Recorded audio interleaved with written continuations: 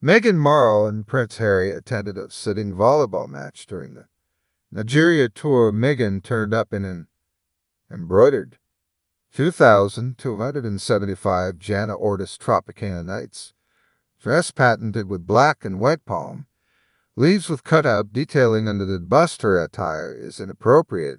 It reveals a lot of skin, which isn't suitable for Nigeria when it comes to PR and photo opportunities. Meghan doesn't hesitate. Meghan was happy to pose for selfies in a video tagged by the Daily Mail. Meghan was seen posing for a picture of a lady who seemed to be physically challenged and unable to stand. Meghan promptly kneels down ready for the photograph, but here's the twist. She doesn't engage in any conversation with the lady. It's all about the photo op. No sincerity whatsoever. Perhaps the lady didn't even understand what Meghan was saying. She may have been thinking, what nonsense is this? After the photo, Meghan stands up and moves on, leaving the lady behind. In another photo, Meghan was seen conversing with some ladies while Prince Harry's absent.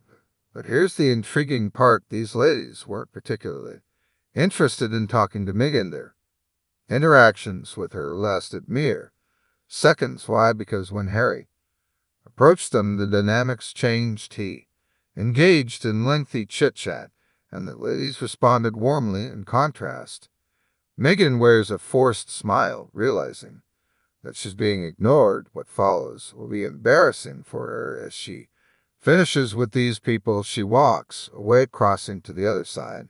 And in this moment, Meghan Markle experiences something that will leave her feeling quite exposed. As the crowd bustled around her, Meghan Markle found herself increasingly isolated. Nobody seemed interested in talking to her, and she sensed the palpable indifference. But what happened next would prove to be incredibly embarrassing for her. After interacting with a few people, Meghan began to walk towards the side of the area. Her isolation became more pronounced. She was like a lone figure lost in the crowd. The reality hit hard. Nobody cared about her. Not 90%, not 99%, but 100%. She was forgotten as she stood there bewildered.